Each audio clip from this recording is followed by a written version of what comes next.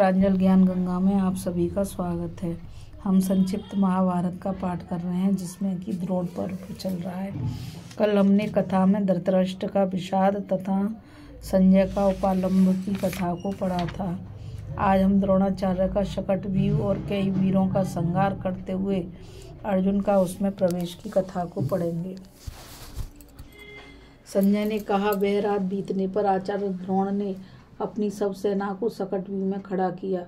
उस समय वे शंख बजाते हुए बड़ी तेजी से इधर उधर घूम रहे थे। जब वह सारी सेना युद्ध के लिए उत्साहित होकर खड़ी हो गई तो आचार्य ने जयद्रथ से कहा, तुम भूरिश्रवा, कर्ण, अश्वत्थामा, शल्य, वृषसेन और कृपाचार्य 1,00,000 घुड़सवार, 60,000 रथी, 14,000 गजारोही और 21,000 पैदल सेना लेकर हमारे 6 कोस पीछे रहो। वहाँ इंद्र आदि देवता भी तुम्हारा कुछ नहीं बिगाड़ सकेंगे। फिर पांडवों की तो बात ही क्या है, वहाँ तुम बेखटके के रहना। द्रोणाचार्य के इस प्रकार ढाढ़स बंधाने पर सिंधुराज जयद्रथ गांधार महारथियों और घुड़सवारों के साथ चला। ये 10,000 सिंधु देशीय घोड़े बड़े सदे हुए और धीमी चाल से चलने वाले थे। इसके बाद आपके पुत्र दुशासन और विकर्ण सिंधुराज की कार्य सिद्धि के लिए सेना के अग्रभाग में आकर डट गए। द्रोणाचार्य जी का बनाया हुआ यह चक्र शकटव्यूह 24 कोस लंबा और पीछे की ओर 10 कोस तक फैला हुआ था। और उसके पीछे पद्मगर्भ नाम का एक अभेद व्यूह था और उस पद्मगर्भ व्यूह में सूचीमुख नामक एक गुप्त व्यूह बनाया गया था। इस प्रकार इस महाव्यूह की रचना करके आचार्य उसके आगे खड़े हुए। सूची व्यूह के मुखभाग पर महान धनुर्धर कृतवर्मा को नियुक्त किया गया। उसके पीछे एक काम्बोज, नरेश और जलसंध तथा उनके पीछे दुर्योधन और कर्ण खड़े थे। शकटव्यूह के अग्रभाग की रक्षा के लिए 1,00,000 योद्धा तैनात किए गए थे। इन सब के पीछे सूची व्यूह के पार्श्व भाग में बड़ी भारी सेना के सहित राजा जयद्रथ खड़ा था। द्रोणाचार्य जी के बनाए हुए इस शकटव्यूह को देखकर राजा दुर्योधन बड़ा प्रसन्न हुआ। इस प्रकार जब कौरव सेना की व्यूह रचना हो गई, तब भेरी और मृदंगों का शब्द एवं वीरों का कोलाहल होने लगा। तो रुद्र मुहूर्त में रणांगण में वीरवर अर्जुन दिखाई दिए। इधर नकुल के पुत्र शतानिक तथा धृष्टद्युम्न के पांडव सेना की व्यूह रचना की थी। इसी समय कुपित काल और वज्रधर इंद्र के समान तेजस्वी, सत्यनिष्ठ और अपनी प्रतिज्ञा को पूरा करने वाले नारायण नुयायी नरमूर्ति वीरवर अर्जुन को अपने दिव्य रथ पर चढ़कर गांडीव धनुष की टंकार करते हुए युद्ध भूमि में पदार्पण किया। उन्होंने अपनी सेना के अग्रभाग में खड़े होकर शंख ध्वनि की। उनके साथ ही श्री कृष्ण ने भी अपना 5 जन्य शंख बजाया।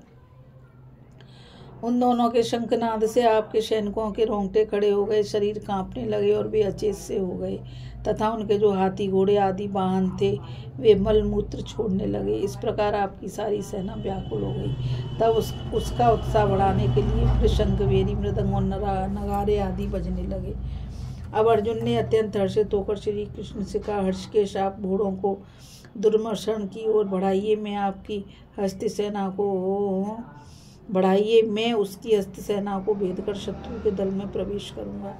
यह सुनकर श्री कृष्ण ने दुर्मर्शन की ओर रथ हाँका। बस अब दोनों ओर से बड़ा तुमुल संग्राम छिड़ गया। आपकी ओर के सभी रथी श्री कृष्ण और अर्जुन पर बाणों की वर्षा करने लगे। तब महाबाहु अर्जुन ने भी क्रोध में भरकर अपने बाणों से उनके सिर उड़ाने आरंभ कर दिए।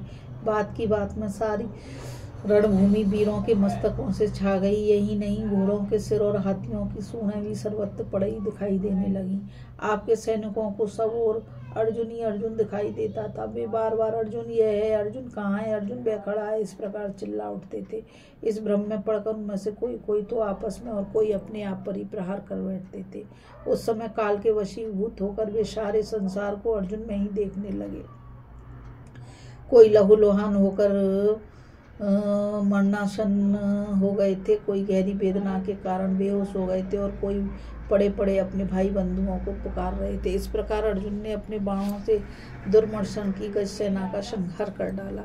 इसके इससे आपके पुत्र की बची हुई सेना भयभीत होकर भागने लगी। अर्जुन की मार के कारण वह उनकी ओर मुंह फेरकर देख भी नहीं सकती थी। इस प्रकार सभी वीर मैदान छोड़कर भाग गए।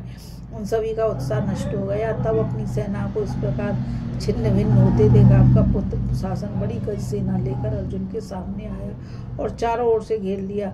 इस समय एक क्षण के लिए दुशासन ने बड़ा ही उग्र रूप धारण कर लिया। इधर पुरुषी अर्जुन ने बड़ा भीषण सिंहनाद किया और अपने बाणों से शत्रुओं की हस्ती सेना को कुचलने लगे। वे हाथी गांडीव धनुष से छूटे हुए हजारों तीखे बाणों से घायल होकर भयंकर चित्कार करते फटफट पृथ्वी पर गिरने लगे।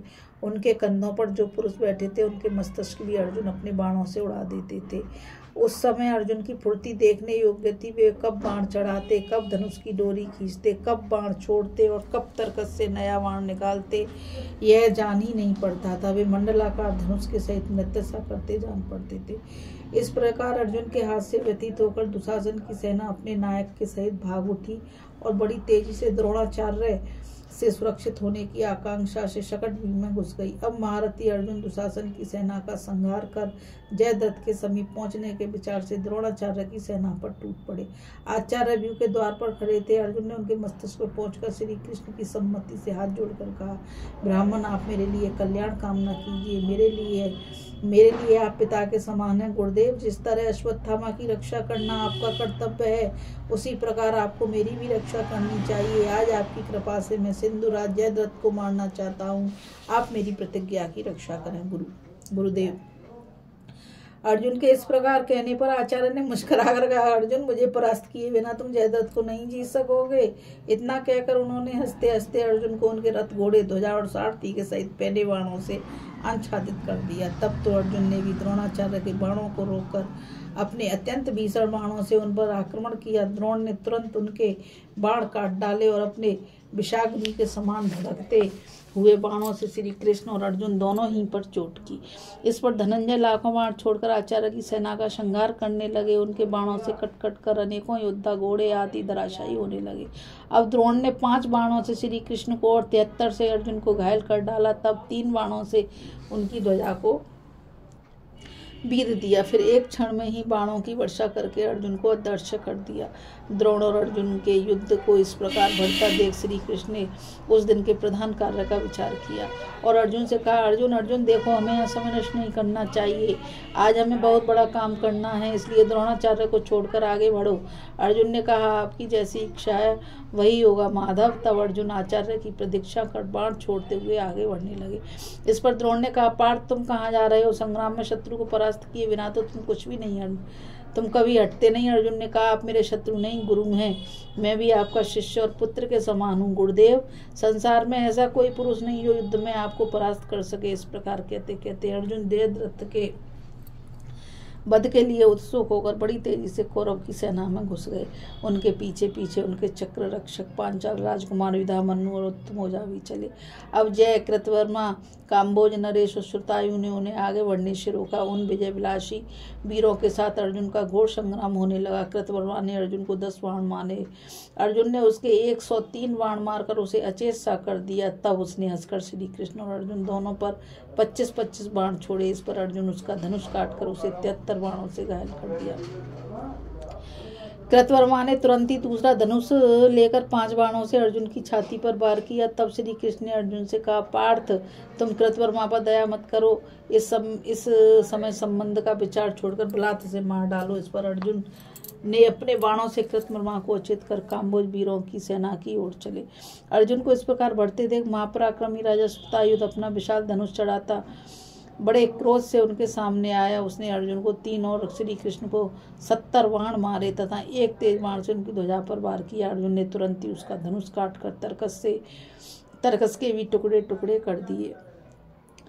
तब उसने दूसरा धनुष लेकर अर्जुन की छाती और भुजाओं में 9 बाण मारे। इस पर अर्जुन ने हजारों बाण छोड़कर श्रुतायुध को तंग कर डाला और उसके सारथी एवं घोड़ों को भी मार डाला। तब महाबली श्रुतायुध रथ से उतरकर हाथ में गदा ले अर्जुन की ओर दौड़ा।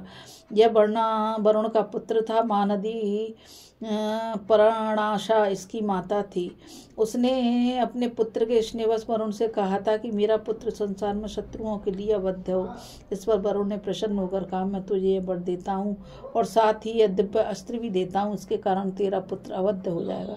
परंतु संसार में मनुष्य का अमर होना किसी प्रकार संभव नहीं है। जो उत्पन्न हुआ है उसे अवश्य मरना होता है। ऐसा कहकर वरुण ने सुतायुध को एक अभिमंत्रित गदा दी और कहा, यह गदा तुम्हें किसी ऐसे व्यक्ति पर नहीं छोड़नी चाहिए जो युद्ध न कर रहा हो। ऐसा करने पर यह तुम पर ही गिरेगी। किंतु इस समय सुतायुध के मस्तिष्क पर काल मंडरा रहा था, इसलिए उसने श्री कृष्ण पर वार किया। भगवान ने उसे अपने विशाल बक्षस्थल पर लिया और उसने वहां से लौटकर सुतायुध का काम तमाम कर दिया। सुतायुध ने युद्ध न करने वाले श्री कृष्ण पर गदा का वार किया था, इसलिए उसने लौटकर उसी को नष्ट कर दिया। बोलो श्री कृष्ण भगवान की जय। इस प्रकार वरुण के कथानुसार ही सुतायुध का अंत हुआ और वह सब योद्धाओं के देखते देखते प्राणहीन होकर पृथ्वी पर गिर पड़ा। सुतायुध को मरा देख कौरवों की सारी सेना और उसके नायक के भी पैर उखड़ गए। इसी समय काम्बोज नरेश का सूरवीर पुत्र सुदक्षिण अर्जुन के सामने आया। अर्जुन ने उसके ऊपर 7 बाण छोड़े, वे उस वीर को घायल करके पृथ्वी में घुस गए। तब सुदक्षिण ने 3 बाणों से श्री कृष्ण को भीड़ कर 5 बाण अर्जुन पर छोड़े। अर्जुन ने उसका धनुष काटकर ध्वजा भी काट दी। अब सुदक्षिण ने अत्यंत कुपित होकर धनंजय के ऊपर एक भयंकर शक्ति छोड़ी। वह उन्हें घायल करके चिंगारियों की वर्षा करती हुई पृथ्वी पर गिर गई। शक्ति की चोट से अर्जुन को गहरी मूर्छा आ गई। चेत होने पर उन्होंने कंक पत्र वाले 14 बाणों से सारथी को भी घायल कर दिया। फिर और भी बहुत से बाण छोड़कर उसके रथ के टुकड़े टुकड़े कर दिए। इसके पश्चात एक तीखी धार वाले बाण से उन्होंने सुदक्षिण की छाती फाड़ डाली। इससे उसका कवच टूट गया, अंग छिन्न भिन्न हो गए और मुकुट तथा अंग आदि आभूषण इधर उधर बिखर गए। फिर एक कणी नाम के बाण से उन्होंने उसे भी धराशायी कर दिया। राजन, इस प्रकार सुतायुध और सुदक्षिण के मारे जाने पर आपके सैनिक क्रोध में भरकर अर्जुन पर टूट पड़े तथा अभिशाह, शूरसेन, शिवी और बसाती जाति के लिए उन पर बाणों की वर्षा करने लगे। अर्जुन ने अपने बाणों से उनमें से 6000 योद्धाओं का सफाया कर दिया। तब उन्होंने चारों ओर से अर्जुन को घेर लिया, किंतु वे जैसे जैसे धनंजय की ओर बढ़े वैसे ही उन्होंने अपने गांडीव धनुष से छूटे हुए बाणों से उनके सिर और भुजाओं को उड़ा दिया। उनके कटे हुए सिरों से सारी रणभूमि पट गई। जिस समय वीर धनंजय उनका इस प्रकार प्रहार कर रहे थे, महाबली सुतायु और अच्युतायु उनके सामने आकर युद्ध करने लगे। उन दोनों वीरों ने उनकी दाईं और बाईं ओर से बाण वर्षाना आरंभ किया और हजारों बाण छोड़कर उन्हें बिल्कुल ढक दिया। इस समय सुतायु ने अत्यंत क्रोध में भरकर अर्जुन पर बड़े जोर से तोमर का वार किया। उससे घायल होकर वे एकदम अचेत हो गए। इतने में ही अच्युतायु ने उनके ऊपर एक अत्यंत तीक्ष्ण त्रिशूल फेंका। उसकी चोट ने अर्जुन के घाव पर नमक का काम किया और बहुत घायल हो जाने के कारण अपने रथ की ध्वजा के डंडे का सहारा लेकर बैठ गए। तब अर्जुन को मरा हुआ समझकर आपकी सारी सेना में बड़ा कोलाहल होने लगा। अर्जुन को अचेत देखकर श्री कृष्ण बड़े चिंतित हुए और उन्होंने मधुर वाणी से उन्हें सचेत करते हुए कहा। उससे बल पाकर वे धीरे धीरे होश में आने लगे। श्री कृष्ण बोले कि हे पार्थ, उठो और होश में आओ और आज के काम के विषय में सोचो। इस प्रकार मानो उनका यह नया जन्म ही हुआ। उन्होंने देखा कि श्री कृष्ण उनका रथ बाणों से ढके हुए हैं। उन्होंने देखा कि श्री कृष्ण और उनका रथ बाणों से ढके हुए हैं तथा दोनों शत्रु के सामने डटे हुए हैं। बस उन्होंने तुरंत ही इंद्रास्त्र प्रकट किया, उससे हजारों बाण निकले। उन्होंने उन दोनों वीरों पर वार किया। उनके छोड़े हुए बाण भी अर्जुन के बाणों से विदीर्ण होकर आकाश में उड़ने लगे। कट जाने के कारण वे दोनों महारथी धराशायी हो गए। इस प्रकार सुतायु और अच्युतायु का वध हुआ देखकर सभी लोगों को बड़ा आश्चर्य हुआ। इसके पश्चात अर्जुन उनके अनुयायी 50 रथियों को मारकर और अच्छे अच्छे वीरों का संहार करते कौरव सेना की ओर बढ़े। सुतायु और अच्युतायु का वध हुआ देखकर उनके पुत्र नियतायु और दिग्रायु क्रोध में भरकर बाणों की वर्षा करते अर्जुन के सामने आए, किंतु अर्जुन ने अत्यंत कुपित होकर अपने बाणों से एक मुहूर्त में ही उन्हें यमराज के पास भेज दिया। हाथी जिस प्रकार कमलवन को खूंद डालता है, उसी प्रकार महावीर अर्जुन कौरवों की सेना को कुचल रहे थे। उस समय कोई भी क्षत्रिय वीर उन्हें नहीं रोक पाता था। इतने में ही गज सेना के सहित अंग देशीय, पूर्वीय, दक्षिणात्य और कलिंग देशीय राजाओं ने दुर्योधन की आज्ञा से उन पर आक्रमण किया, किंतु अर्जुन ने गांडीव से छोड़े हुए बाणों से तत्काल ही उनके सिर और भुजाओं को उड़ा दिया। इस युद्ध में अनेकों गजारोही मलेच्छ धनंजय के बाणों से बिधकर धराशायी हो गए। अर्जुन ने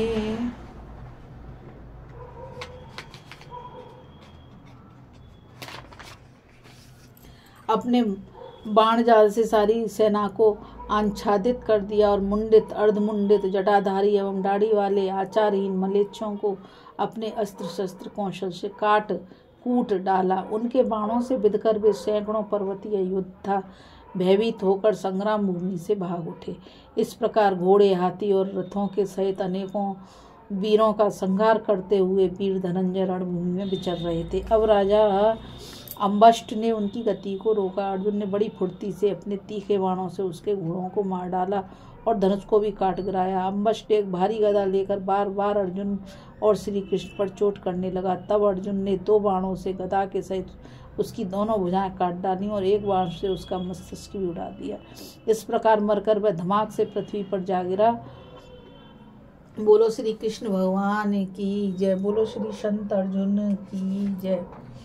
अभी इस कथा में हम द्रोणाचार्य जी का शकट व्यूह और कई वीरों का श्रृंगार करते हुए अर्जुन का उसमें प्रवेश की कथा को पढ़ रहे थे। अब हम आगे कथा में दुर्योधन के उलाहना देने पर द्रोणाचार्य का उसे अवैध कवच पहनाकर अर्जुन के साथ युद्ध करने के लिए भेजने की कथा को पढ़ेंगे।